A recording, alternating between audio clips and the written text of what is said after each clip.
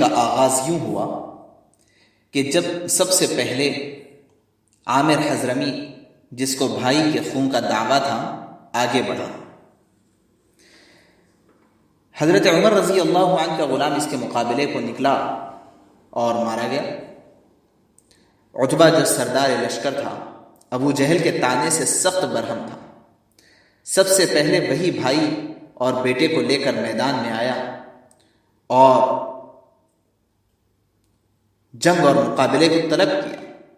عرب میں دستور تھا کہ نامور لوگ کوئی امتیازی نشان لگا کر میدان جنگ میں جاتے تھے۔ عتبہ کے سینے پر شتر مرغ کے پروں کے نشان تھے۔ حضرت عوف رضی اللہ عنہ، حضرت معاذ اور حضرت عبداللہ ابن رواحہ رضی اللہ عنہ مقابلے کو نکلے۔ عتبہ نے نام و نسب پوچھا اور جب یہ معلوم ہوا کہ انصار ہیں تو عتبہ نے کہا کہ ہم کو تم سے غرض نہیں۔ پھر آپ صلی اللہ علیہ وسلم کی طرف خطاب کر کے کہا کہ محمد، یہ لوگ ہمارے جوڑ کے نہیں۔ آپ صلی اللہ علیہ وسلم کے ارشاد کے مطابق انصار ہٹ آئے اور حضرت حمزہ، حضرت علی اور حضرت ابو عبیدہ رضی اللہ عنہم میدان میں آئے۔ چونکہ ان لوگوں کے چہروں پر نقاب تھی، عتبہ نے پوچھا تم کون ہو؟ سب نے نام و نسب بتائے۔ عتبہ نے کہا کہ ہاں اب ہمارا جوڑ ہے۔ عتبہ حضرت حمزہ سے اور ولید حضرت علی سے مقابل ہوا اور یہ دونوں کے دونوں مارے گئے، لیکن عتبہ کے بھائی شیبہ نے حضرت ابو عبیدہ رضی اللہ عنہ کو زخمی کر دیا۔ حضرت علی رضی اللہ عنہ نے آگے بڑھ کر شیبہ کو قتل کر دیا اور ابو عبیدہ رضی اللہ عنہ کو کندھے پر اٹھا کر رسول اللہ صلی اللہ علیہ وسلم کی خدمت میں لایا۔ حضرت ابو عبیدہ نے آپ علیہ السلام سے پوچھا کہ کیا میں دولت شہادت سے محروم رہا؟ حضرت ابو عبیدہ رضی اللہ عنہ نے آپ علیہ السلام سے پوچھا کہ کیا میں دولت شہادت سے محروم رہا؟ آپ صلی اللہ علیہ وسلم نے فرمایا نہیں، تم نے شہادت پائی۔ حضرت ابو عبیدہ رضی اللہ عنہ نے کہا کہ آج ابو طالب زندہ ہوتے تو تسلیم کرتے کہ ان کے اس شعر کا مستحق میں ہوں، وَنُسَلِّمُهُ حَتَّى نُسْرَعَ حَوَالُهُ وَنَذْهَلُ عَنْ أَبْنَائِنَا وَالْحَلَائِلُ۔ ہم محمد صلی اللہ علیہ وسلم کو اس وقت دشمنوں کے حوالے کریں گے جب ان کے گرد لڑ کر مر جائیں گے، اور ہم محمد صلی اللہ علیہ وسلم کے لیے اپنے بیٹوں اور بیویوں کو بھول جائیں گے۔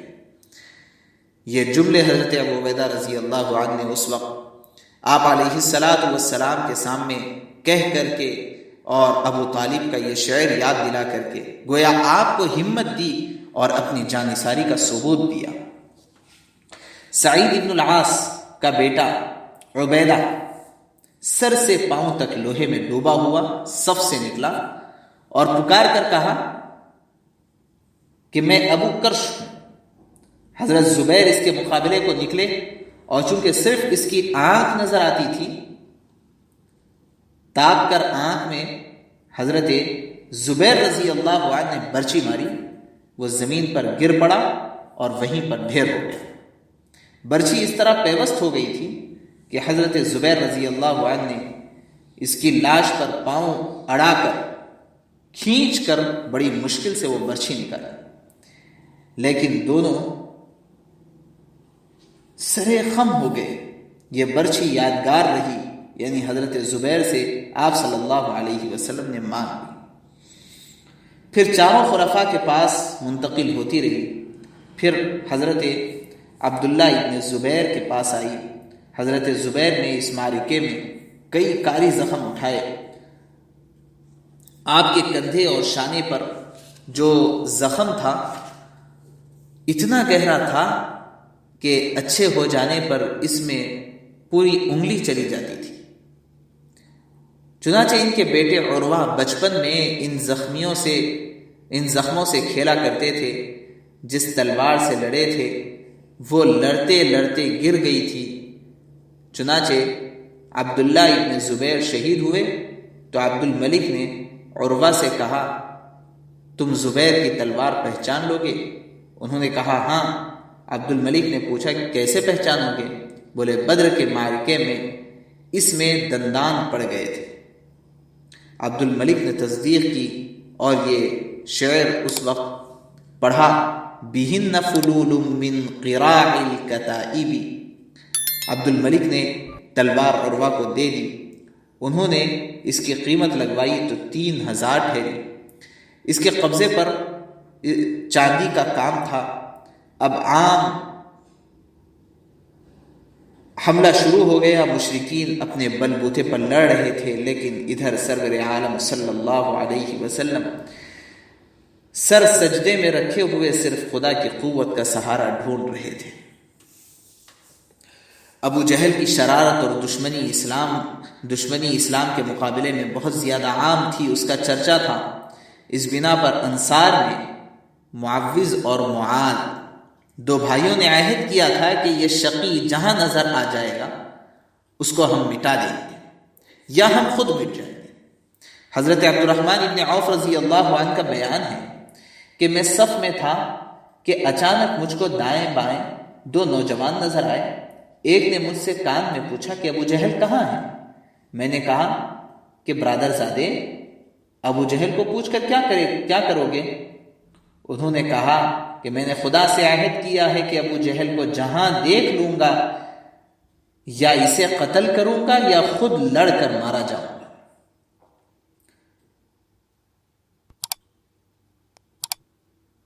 ابھی میں نے کوئی جواب بھی نہیں دے پایا تھا کہ دوسرے نوجوان نے بھی مجھ سے کانوں میں یہی بات پوچھی۔ میں نے دونوں کو اشارے سے بتایا کہ ابو جہل وہ ہے۔ اتنا بتانا تھا کہ دونوں باز کی طرح چھپٹے اور ابو جہل دیکھتے ہی دیکھتے خاک و خون میں لت پت تھا۔ یہ دونوں جو عفرا کے بیٹے تھے، معوذ اور معاذ، ابو جہل کے بیٹے اکرمہ نے پیچھے سے آ کر معاذ کے بائیں شانے پر تلوار ماری، جس سے ان کا بازو کٹ گیا، لیکن تسمہ باقی رہا۔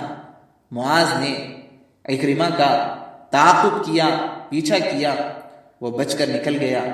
معاذ اسی حالت میں لڑ رہے تھے، لیکن ہاتھ لٹکنے کی وجہ سے بہت تکلیف ہو رہی تھی۔ ہاتھ کو پاؤں کے نیچے دبا کر کھینچ دیا۔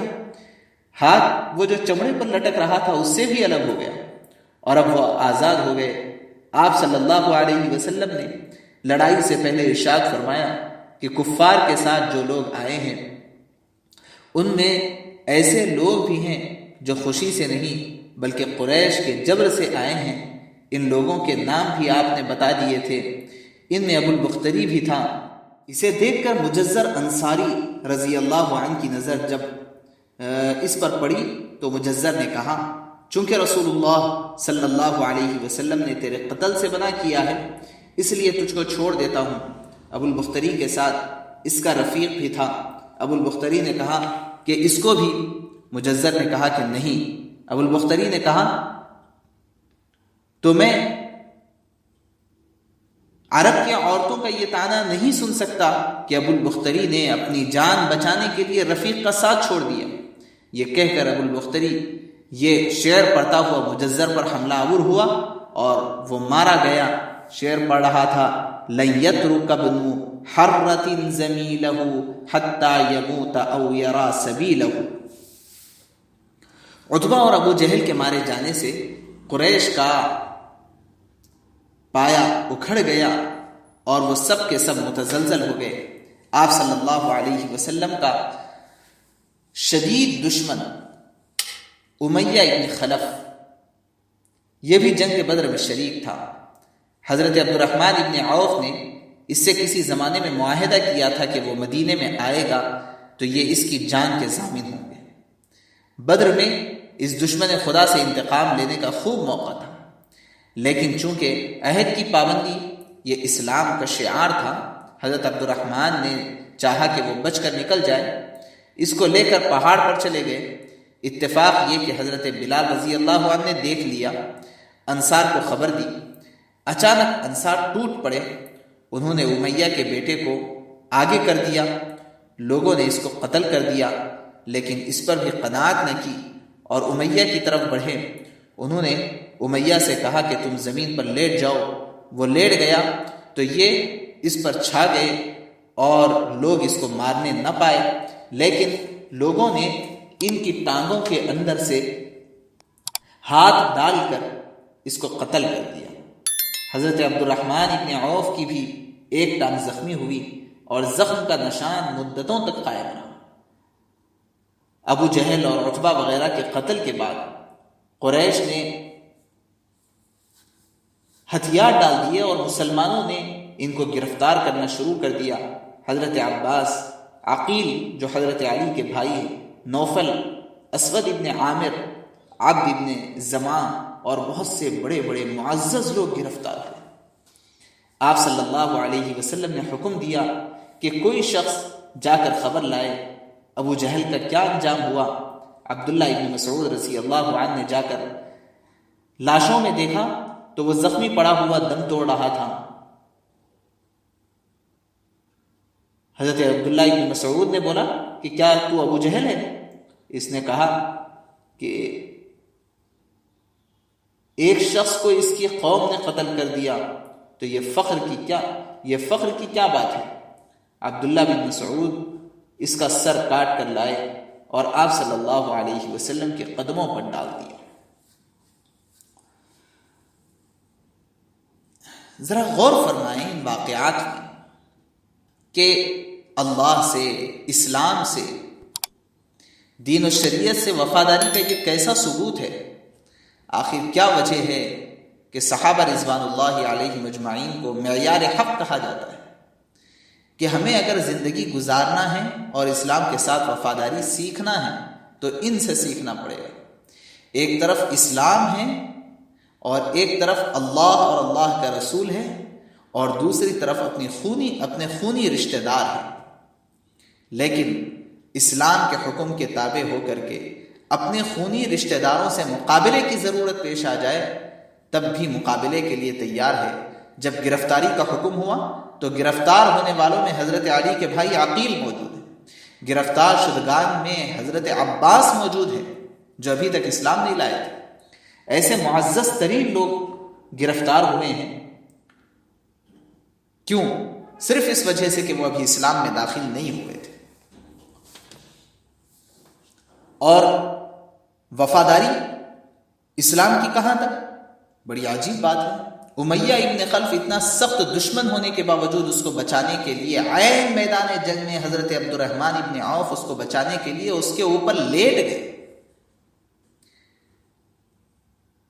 لیکن دوسری طرف دوسرے صحابہ کو بھی دیکھیے کہ ایک طرف ایک صحابی وفاداری کا پورا ثبوت دے رہے ہیں جن کے ساتھ وفاداری کی ضمانت لی ہے، اور دوسری طرف دوسرے صحابہ اسلام کے ساتھ وفاداری کا پورا ثبوت دے رہے ہیں. انہوں نے اپنا کام پورا کیا، اس میں کوئی کوتاہی نہیں کی. انہوں نے اپنا کام پورا کیا، اس میں کوئی کوتاہی نہیں کی. حضرت عبد الرحمن ابن عوف رضی اللہ عنہ نے اس کے آخری وقت تک وفاداری کا ثبوت دیا ہے کیونکہ اسلام یہی سکھاتا ہے، اور دوسرے صحابہ نے اس کو مار کر کے اسلام کے ساتھ وفاداری کا ثبوت دیا ہے کیونکہ ان لوگوں نے اس کے جان کی ضمانت کوئی نہیں لی تھی. یہ ایسے عجیب نمونے کسی مذہب کے اندر اور کسی سیرت کے اندر آپ کو نہیں ملیں گے جو رسول اللہ صلی اللہ علیہ وسلم کی سیرت کے اندر ہمیں اور آپ کو ملتے ہیں. ایسے اسباق کہیں نہیں ملیں گے. ان اسباق کی روشنی میں ضرورت ہے کہ ہم اپنی زندگیوں کو بنائیں، سنواریں اور اس طرح کے مواقع پر ایسے کارنامے پیش کریں اسلام کی وفاداری کے لیے کہ ساری دنیا اور سارا عالم دنگ رہ جائے.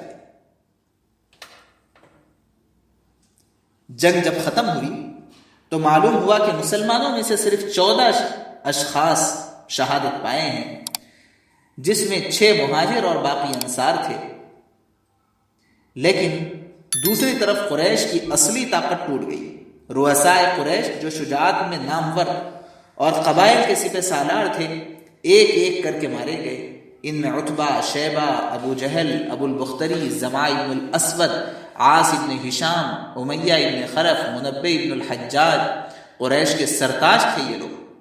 تقریباً 70 آدمی قتل اور 80 اور اسی قدر لوگ گرفتار ہوئے۔ جنگ میں جو گرفتار شدگان ہیں اسیران جنگ میں سے عقبہ اور نضر ابن الحارث یہ رہا کر دیے گئے، باقی گرفتار ہو کر مدینہ آئے۔ ان میں عباس، عقیل جو حضرت علی کے بھائی تھے، ابو العاص آپ صلی اللہ علیہ وسلم کے داماد بھی، یہ بھی گرفتار لوگوں میں تھے۔ لڑائیوں میں آپ صلی اللہ علیہ وسلم کا معمول تھا کہ جہاں کوئی لاش نظر آتی تھی تو آپ اس کو وہیں دفن کر دیتے تھے، لیکن اس موقع پر جو مقتولین تھے ان کی تعداد زیادہ تھی، اس لیے ایک ایک کا الگ الگ دفن کرنا مشکل تھا۔ ایک وسیع کنواں وہاں پر تھا، تمام لاشیں آپ نے اس کنویں میں ڈلوا دی، لیکن امیہ کی لاش پھول کر اس قابل نہیں رہی تھی، اس لیے وہیں پر اس کو خاک میں دبا دیا گیا۔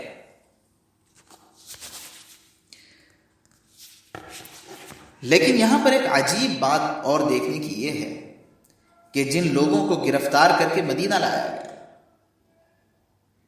ان کے ساتھ اسلام کا سلوک اور مسلمانوں کا رویہ کیسا تھا، یہ ہمارے لیے انتہائی سبق آموز واقعہ ہے۔